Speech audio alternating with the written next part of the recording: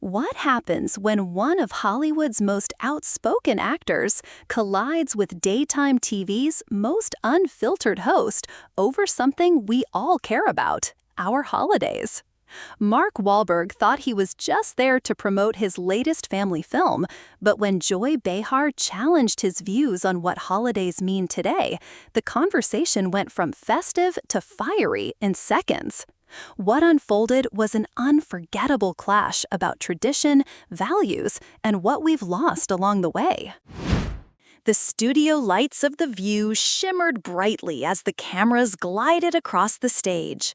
The audience clapped enthusiastically, a low buzz of excitement rippling through the room. Joy Behar leaned in toward the camera, flashing her trademark sly smile. It's that time of year again. Holiday music blasting in stores, fake snow on sidewalks, and turkey prices through the roof. Welcome to December, everybody. The audience chuckled. And who better to talk about this season of love, chaos, and overpriced eggnog than one of Hollywood's biggest stars, Mark Wahlberg? Applause thundered as Mark walked out, looking effortlessly relaxed in a navy blazer and jeans. He waved to the audience, shook hands with the hosts, hugged Whoopi, and slid into his seat at the table. "Welcome back, Mark. You've got a new movie just in time for the holidays," Whoopi said with her signature warm grin. "Yeah, it's called Homebound for Christmas. It's about a family rediscovering what really matters. Perfect timing for the season." Joy leaned back with a playful smirk. "Rediscovering what matters, huh? That's cute, but let's be honest, people don't really do holidays like they used to. It's all about social media selfies and Cyber Monday deals now. Am I wrong?" The crowd laughed, half at the joke and half at the audacity. Mark's smile tightened slightly, and he leaned forward, resting his elbows on the table. "I don't think you're seeing the whole picture. Holidays still bring families together. At least for me they do. It's about slowing down, putting away the phones, and actually being with each other." Joy grinned wider, sensing an opening. "Yeah, but that's you. That's not everybody. Thanksgiving used to mean cooking together. Now it's Uber Eats and TV. Christmas? More about Amazon Prime than any meaningful tradition. Things have changed, maybe for the better." The audience murmured at the boldness of her statement. "Commercialization's always been around, Joy, but it's on us to make holidays meaningful. I still sit down with my kids, no phones, we pray, we talk about what we're grateful for.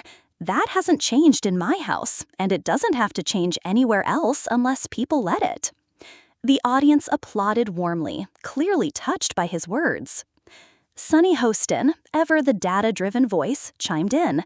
"You know Joy's point isn't totally wrong, Mark. Studies show fewer people are doing traditional gatherings. Less travel, fewer big family dinners, even fewer people celebrating Christmas religiously. That's exactly why this conversation matters. If we keep saying holidays don't matter, then yeah, eventually they won't. But that's on us, not on the holidays themselves. I grew up with nothing, but holidays were sacred because we made them sacred. That feeling doesn't just disappear unless we let it." Applause rang out again, this time louder, a few audience members nodding in clear agreement. Joy leaned forward, eyes glinting mischievously. "But maybe people are just happier doing their own thing now. Why force traditions? Maybe people skipping all that chaos are better off mentally." Happier or disconnected? Because I look around and see families in the same room but not actually talking. Kids who think Christmas is just about unboxing an iPhone. That's not progress, Joy. That's losing touch with each other. The crowd clapped harder, with a woman in the front row shouting, "Tell her!"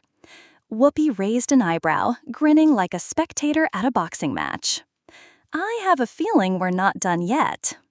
Joy sat back, but kept her playful expression.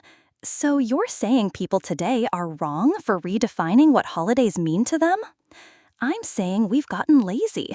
It's easier to order food than to cook together. easier to send a text than to actually show up. But when you take the easy way out on everything, you lose the meaning. Holidays are supposed to be work sometimes, because showing up for people takes effort. That's where the love is. The audience erupted again, some clapping mid-sentence, others cheering. Even Whoopi nodded slowly. "This is gonna be one of those mornings," she muttered into her mic as laughter rippled through the crowd. The sparks were flying, and the tension was palpable. This was no longer just a friendly holiday chat. It was shaping up to be a full-blown clash of values. The audience's applause faded, but the energy remained thick and electric. Joy Behar wasn't backing down. She leaned forward, elbows on the table, eyes glinting with that familiar "here comes trouble" look. "Mark, I get it. You're all about family, and that's nice. But not everybody has your life. Most people are working double shifts during the holidays just to pay bills. Some people don't even want to go home because family for them means stress and judgment. Maybe it's healthier to skip all that and just have a quiet day with a Netflix marathon." The crowd reacted with a mix of laughs and murmurs. Mark exhaled through his nose, his jaw tightening slightly as he straightened in his chair. His tone shifted from casual to personal. "You know, Joy, I hear you. Not every family's perfect, and yeah, life's tough. But that's why holidays matter. They're not about perfection, they're about trying. Even if it's just one meal or one phone call, showing up still matters. When we stop doing that, we lose something important." Joy cocked her head, eyebrow arched. "You think not showing up for one dinner means we're losing society? Come on, Mark, that's dramatic." "It's not dramatic. Look around. People don't even talk anymore. You see families in restaurants, heads buried in phones, kids thinking Christmas is just an iPhone drop date. It's not about gifts or photo ops, Joy. It's about connection. And when that goes away, yeah, we lose something big." The audience clapped, and someone shouted from the back, "Preach it, Mark." Sunny Hostin, ever the voice of nuance, jumped in. "Mark, I think Joy's saying people evolve. Young people create their own ways to celebrate. Less church, more experiences, maybe even solo holidays. That's not necessarily bad, it's just different." Different doesn't always mean better. Look, I'm a father. I see what happens when we stop putting in the effort. I tell my kids, holidays aren't about convenience, they're about commitment. You show up even when it's uncomfortable, even when it's hard. That's what teaches gratitude and love. And honestly, you don't need money or a perfect family to do that. The audience erupted into applause, some standing. A woman near the front wiped away a tear. Joy, sensing the audience leaning toward Mark, pushed back harder. "But maybe you're romanticizing it. People used to fight at those dinners. Politics, grudges, all of it. Maybe people are just being honest now by skipping what they hate." Mark leaned forward, his voice lowering but carrying weight. "So we avoid the hard stuff? That's the solution? Families have fought since the beginning of time, Joy, but you don't build stronger bonds by walking away. You build them by coming back, again and again, even when it's messy. That's what my mom taught me, and that's what I teach my kids. You don't quit on family." The audience clapped louder than before, several people nodding emphatically. Whoopi, loving the energy, grinned wide. "Oh boy, this is gonna be one of those episodes." Joy smirked, but her tone softened slightly. "Mark, you're really passionate about this, huh?" "Yeah, because I've seen what happens when people give up on connection. My family didn't have much, but we had each other. I don't want to see us lose that as a country. Holidays are more than dates on a calendar. They're anchors, and once you cut those loose, you drift." The studio went quiet for a moment, the kind of silence where every word lands heavy. Then, like a wave crashing, applause swept through the room again.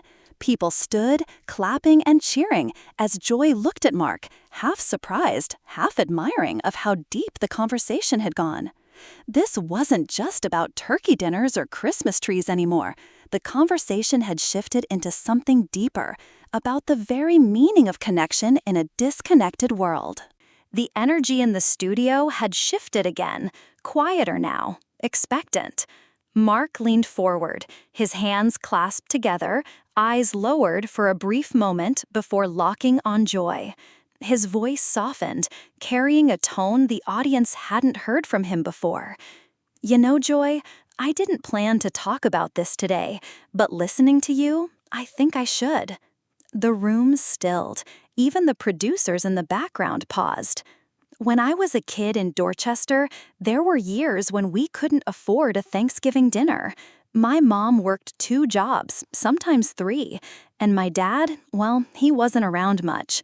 One year, we had nothing. No turkey, no tree, nothing. My mom came home late from work, exhausted, and instead of crying or giving up, she made us grilled cheese sandwiches. We sat on the floor because our table was broken. She lit a single candle, looked at us, and said, "This is our holiday dinner, and we're grateful because we're together."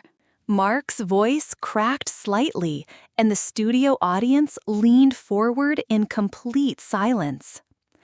That moment changed me.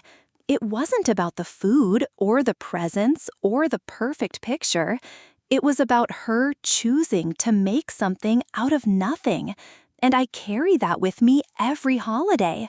That's why I fight so hard for this stuff.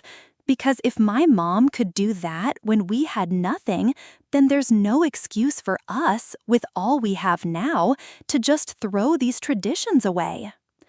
A soft sniffle echoed from somewhere in the audience. Joy's expression softened, her usual sharpness fading into something more reflective. "Mark, I didn't know that." Most people don't, but that's why I care. Holidays remind us to fight for each other, even when life's hard, especially when it's hard. The audience broke into applause, some standing, some wiping their eyes. Whoopi leaned back, clearly moved. "Wow, that's a whole sermon right there."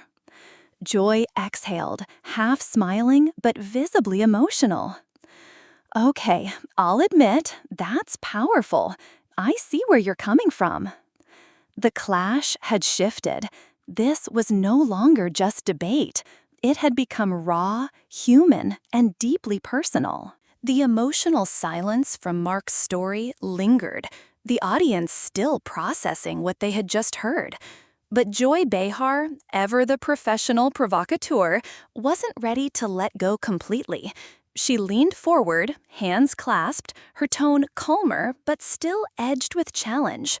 "Mark, that's a beautiful story, and I respect it. I do. But one story doesn't change the bigger picture. We're not in the same world anymore. People are working 60-hour weeks. Kids don't even want to come home for the holidays because they feel judged or unwelcome.